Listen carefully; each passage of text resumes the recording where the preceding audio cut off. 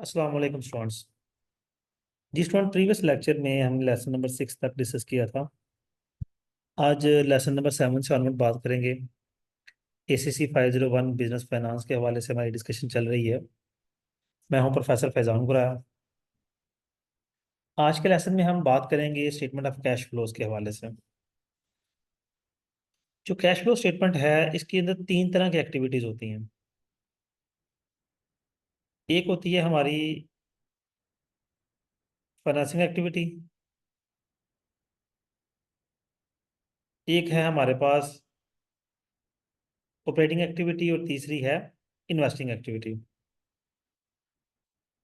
अब इन तीनों में थोड़ा थोड़ा डिफरेंस है।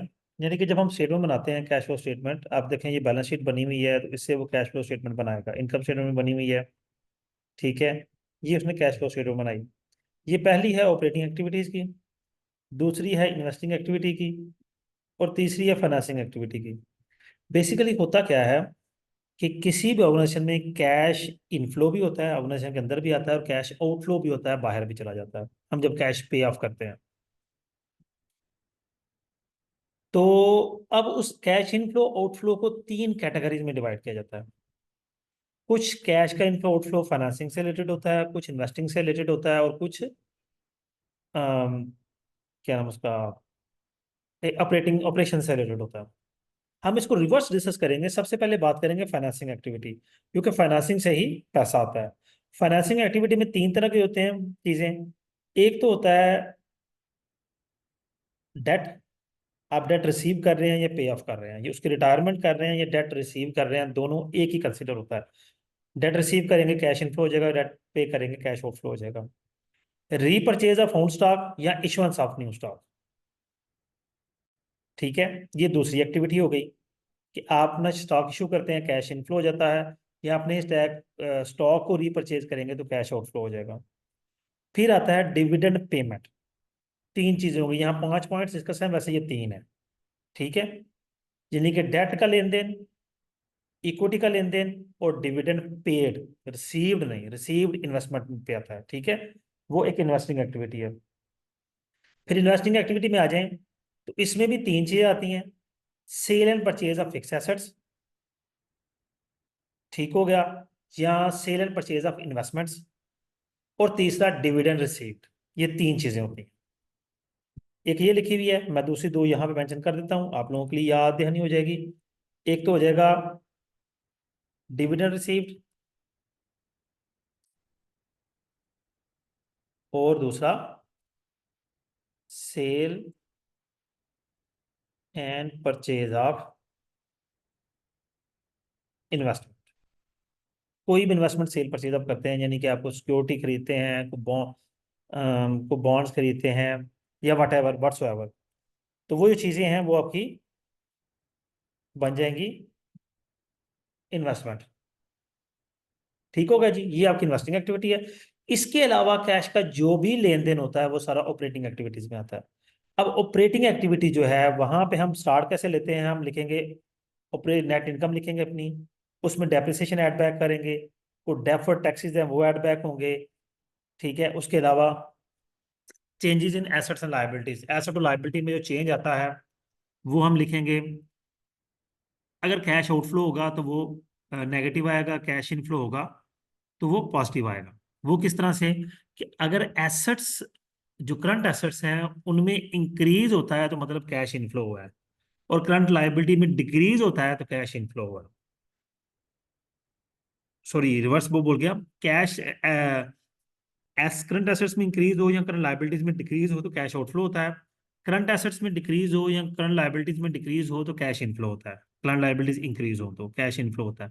तो उसी लिहाज से हम कैश आउटफ्लो को माइनस करते हैं, कैश इनफ्लो को प्लस करते हैं, हमारे पास एट देन टोटल कैश निकल आता है, ठीक है। इसी लिहाज से हम आगे प्रोसीड करते हैं तो हमारे पास नेट कैश निकल आता है। एक सिंगल स्टेटमेंट में वो उसने बताया होगा। ये जी आपकी पूरी की पूरी आ गई है जी हमारे पास। कैश का जो बैलेंस शीट में हमने जो कैश लिखना है वो ये अमाउंट है $33। ठीक हो गया जी। अब ये सारी वैल्यूज उसने उठाई हैं, इनकम स्टेटमेंट में थे, ये देखें जी उसने नेट इनकम उठाई, यहां से वो शुरू हुआ। डेफर्ड टैक्सेस उसने लिखे, फिर उसने डेप्रिसिएशन लिखी, ये चीजें उसने ऐड बैक की।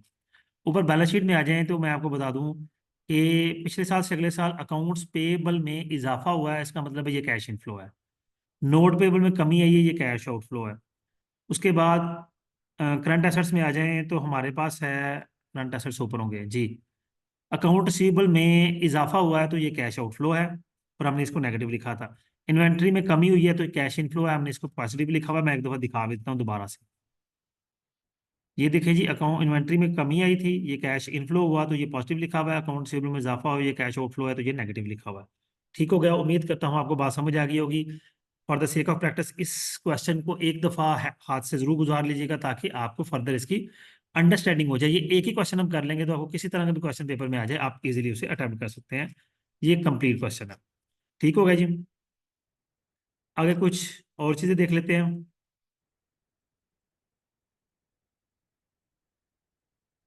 जी, ये आपका लेक्चर नंबर 7 कंप्लीट हो गया। लेक्चर नंबर 8 की तरफ चलते हैं हम।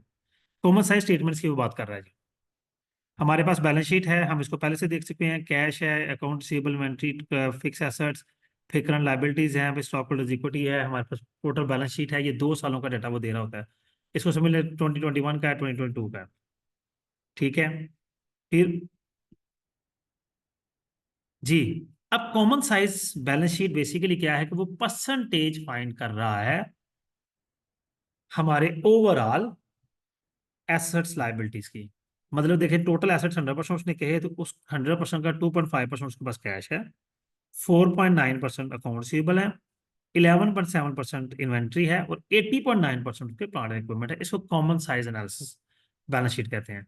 इसी तरह ये कॉमन साइज हम इनकम स्टेटमेंट भी बनाते हैं।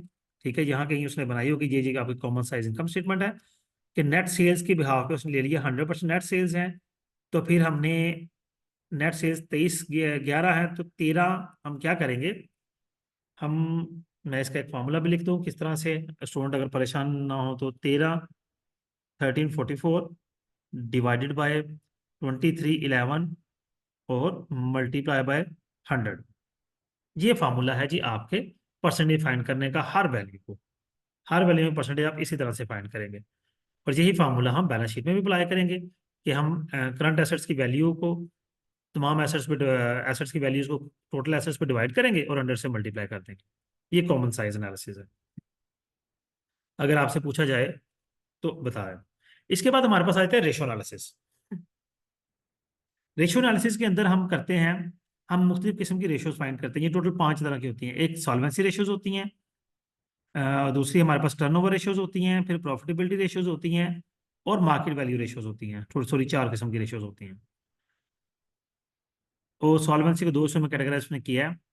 एक वो liquidity, short term solvency liquidity ratios है, और long term solvency financial leverage ratios है। अगर हम इसको एलैबोरेट करें तो फिर 5 टाइप्स ही बनती हैं। ठीक है, इनके अलग फार्मूले जो हैं वो हम देखेंगे, और फॉर प्रैक्टिस हम इनको सॉल्व भी करेंगे। करंट रेशियो होती है जी current assets over current liabilities. अब करंट एसेट्स उसने 708 हमें डॉलर्स दिए हैं, करंट लायबिलिटीज 540 उसने दी हैं, और दोनों का डिफरेंस आ गया 1.31।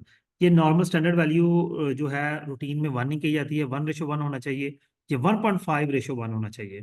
ठीक है, 2:1 भी सूटेबल है, तो इसके दरमियान में रहना चाहिए ये रेशियो, इसका मतलब है ये सूटेबल है। उसके बाद आ जाए, हाँ एक और चीज़ है, किसी क्विज को सॉल्व करते हुए मैंने देखा था। उसमें ये था कि उसने पूछा जी कि मैंने क्रेडिट पे इन्वेंट्री परचेज की है, तो करंट रेशो तो पहले जो थी वो 3:1 थी, तो अब रेशो पे क्या डिफरेंस आएगा। तो अब जब क्रेडिट पे इन्वेंट्री बाय करेंगे तो आपके एसेट में 10,000 का इजाफा और लाइबिलिटीज में 10,000 का इजाफा हुआ। आपकी प्रीवियस रेशो 3:1 थी, इसको अब हजारों में ले जाए तो 30,000 रेशो 10,000 आ गया। अब आपके एसेट्स जो है वो 40,000 हो गए और लाइबिलिटीज 20,000 हो गई, तो आपकी रेशो 2:1 रह गई, 40/20। तो इसका आंसर था कि रेशो डिक्रीज हो जाएगी। अगर वो कैश में बाय करेगा तो रेशो में नो चेंज आएगा, क्योंकि वो एसेट्स ही कैश ही पे हुआ, इन्वेंट्री आ गई, करंट एसेट्स में कोई चेंज नहीं आया टोटल में, तो उस लिहाज से फिर कोई चेंज नहीं आएगा। आगे कोई डिटेल हमें पढ़ने की जरूरत नहीं है जी। एसेट टेस्ट रेशियो या क्विक रेशियो, इसके अंदर हम इन्वेंट्री और एक चीज उसने मिस कर दी है। इन्वेंट्री के साथ साथ हम एक और चीज लिखते हैं, मैं वो भी यहाँ पे आपको लिख के मेंशन कर देता हूँ, माइनस प्रीपेड एक्सपेंसेस।